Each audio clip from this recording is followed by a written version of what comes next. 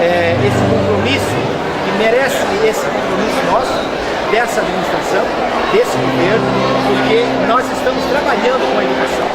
Quando você trabalha com a educação, quando você dá oportunidade para um aluno fazer as suas atividades físicas, embaixo de um teto coberto, a gente já está valorizando a educação. Então, eu fico feliz neste sábado, por mais essa obra entregue, uma obra totalmente feita pelo governo federal, mas e agradecer em especial ao deputado Pedro Izay e ao deputado Décio Lima por esta obra que essa população recebeu. Muito obrigado.